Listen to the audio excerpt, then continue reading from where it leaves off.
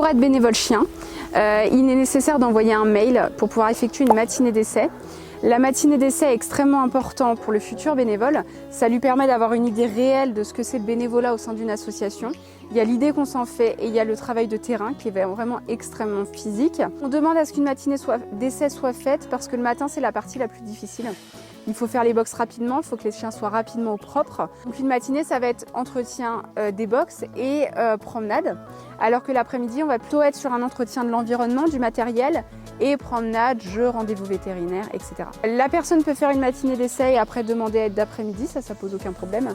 La personne peut décider du rythme à laquelle elle vient. Nicole, jeune retraitée, c'est mon activité, donc je cherche des contacts différents avec des animaux. J'ai adopté un petit chien il y a 13 ans qui vient de la part de Trégrum. Je suis bénévole parce que j'ai pris conscience du nombre d'abandons qu'il y avait par an en France et de maltraitance également.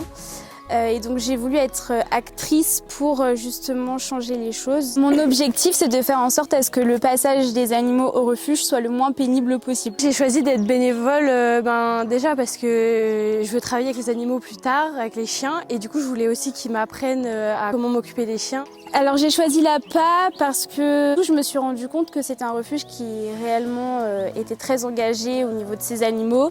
Les animaux sont la priorité. Être bénévole, c'est bien parce que déjà ça vous fait passer du bon temps avec les animaux également. Ça aide énormément ceux qui sont ici aussi. Ce qu'on cherche chez un bénévole, comme pour les familles d'accueil, il n'y a pas de critères spécifiques, mais par contre, bien sûr, il y a des types de bénévolat pour des profils spécifiques.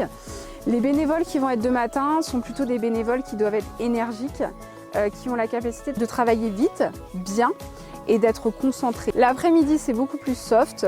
On peut avoir des personnes avec des difficultés qui viennent au sein de l'association. C'est moins compliqué. Il faut quand même relativement une bonne autonomie. Je dois dire que c'est très physique, il ne faut pas trop avoir de problèmes articulaires. Pour les personnes qui seraient moins à l'aise, en fait, qui veulent aider la cause animale, qui seraient moins à l'aise ou qui auraient trop de problèmes de santé, il y a aussi les bénévoles animation. Je fais également des collectes dans les supermarchés. Ils peuvent être également en charge des animations qu'on effectue tout au long de l'année. Le mieux, c'est d'envoyer sa demande de bénévolat en expliquant un petit peu ce qu'on recherche, ce qu'on aime, nos passions, nos habitudes.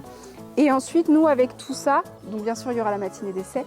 Et à partir de là, nous, on va pouvoir proposer des postes différents au sein de l'association que la personne pourra tester et ensuite se fixer ou non sur les postes proposés.